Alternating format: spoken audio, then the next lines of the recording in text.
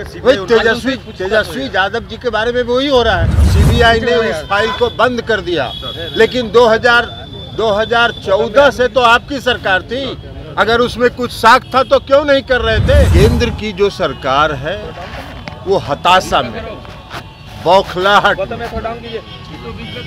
और बौखलाहट में इस तरह की कार्रवाई की जा रही है। इमरजेंसी का दौर जो था उसमें घोषित इमरजेंसी था, यह अघोषित इमरजेंसी है। केंद्र की सरकार अपने जो संस्थाएं हैं, सीबीआई, ईडी और इनकम टैक्स का इस्तेमाल जिस प्रकार कर रही है, सेलेक्टिव कर रही है, अपने विरोधियों के खिलाफ कर रही है। जो केंद्र की सरकार है वो सीबीआई का, ईडी का, इनकम टैक्स का इस्तेमाल राजनीतिक कारणों से कर रही है। 10 घंटा के अंदर सारी प्रक्रिया पूरी कर ली जाए तो इससे साफ झलक रहा है कि इसमें केंद्र सरकार की कहीं न कहीं भूमिका है। बिहार की जनता और देश की जनता भारतीय जनता पार्टी का चेहरा पहचान चुकी है।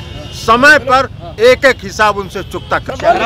देखिए जो संस्था रद्द हो गई है सर, देखिए राहुल गांधी जी के संबंध में हड़बड़ी में 24 घंटे के अंदर जिस प्रकार से फैसला लिया गया वह इसको दर्शाता है कि केंद्र की जो सरकार है वो हताशा में, बौखलाहट और बौखलाहट में इस तरह की कार्रवाई की जा रही है। आखिर लोकतंत्र है, उसकी कोई प्रक्रिया होती है। कोर्ट का जो फैसला होता है वो चुनाव आयोग जाता है, चुनाव आयोग के माध्यम से वो स्पीकर के यहाँ पहुँचता है, तब वो फैसला होता है। अब ये 10 घंटा के अंदर सारी प्रक्रिया पूरी कर ली जाए तो इससे साफ झलक रहा है कि इसमें केंद्र सरकार की कहीं न कहीं भूमिका है, सक्रिय भूमिका है। और यह भूमिका जो निभाया है केंद्र सरकार ने वो बौखलाहट में निभाया है। वो हताश हो चुके हैं, जनता का जो उनसे विश्वास हट रहा है उसके कारण हताश है। लेकिन वो चिंता नहीं करें, इस देश की जनता बहुत सजग है, सब देख रही है। 2024 में एक एक उनके कदम का हिसाब ले। तेजस्वी यादव को लेकर क्या कहिएगा? वही तेजस्वी यादव जी के बारे में वही हो रहा है।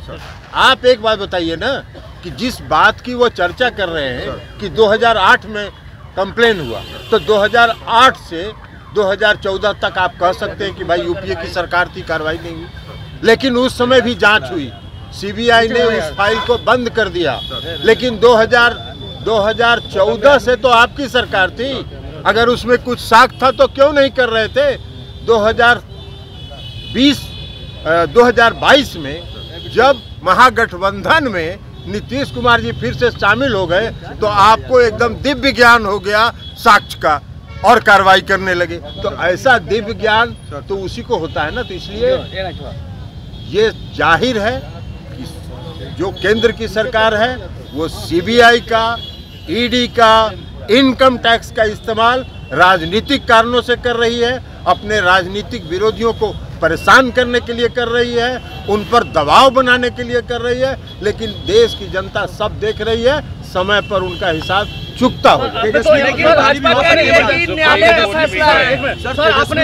और एक बात और जान लीजिए कि 14 राजनीतिक दलों ने एक साथ सुप्रीम कोर्ट में याचिका दायर की है। और हम लोगों ने यही कहा है, हम भी उसमें पिटिशनर हैं, हम लोगों ने यही कहा है कि जिस प्रकार केंद्र की सरकार अपने जो संस्थाएं हैं, सीबीआई, ईडी और इनकम टैक्स का इस्तेमाल जिस प्रकार कर रही है, सेलेक्टिव कर रही है, अपने विरोधियों के खिलाफ कर रही है, उस पर ध्यान दिया जाए। और सुप्रीम कोर्ट ने 5 अप्रैल को तिथि निर्धारित कर दिया है उसकी सुनवाई। आपने इमरजेंसी का भी दौर देखा है, अब इस दौर को कैसे कहेंगे? ये अघोषित इमरजेंसी है। इमरजेंसी का दौर जो था उसमें घोषित इमरजेंसी था, यह अघोषित इमरजेंसी है और सारी संस्थाओं को समाप्त किया जा रहा है। सर बीजेपी ने समीकरण को सर तोड़ने के लिए छोड़िए ना, उनको जितना मन करे कोशिश करते रहे। 2015 में बहुत कोशिश किया था उन लोगों ने, समीकरण की बात छोड़ दीजिए। इस देश के आदरणीय प्रधानमंत्री 2014 में बहुत पॉपुलर प्रधानमंत्री थे 2014 में, और 2015 में बिहार विधान का सभा का चुनाव हुआ। 42-43 मीटिंग उन्होंने किया और 53 को सीट लाए थे। तो इसलिए जितना समीकरण उनको जोड़ना है जोड़ते रहे। बिहार की जनता और देश की जनता भारतीय जनता पार्टी का चेहरा पहचान चुकी है। समय पर एक एक हिसाब उनसे चुकता कर सुशील मोदी कह रहे हैं कि जो लूटा है लौटाना पड़ेगा। सुशील मोदी कह रहे हैं कि जो लूटा है उसे लौटाना पड़ेगा। वो भी कह रहे हैं, सुशील मोदी कह रहे हैं कि जो लूटा है उसे लौटाना पड़ेगा। अरे सुशील मोदी जी बेचारे परेशान हैं कि कुछ मिल जाए, कहीं इसी बजट सत्र के बाद कुछ मंत्रिमंडल का विस्तार हो। तो हम लोग तो शुरू से कह रहे हैं कि शुभकामना है, बन जाइए न कुछ। लेकिन बीजेपी आप लोग पे आरोप लगा रही है, बीजेपी कह रही है कल विपक्ष की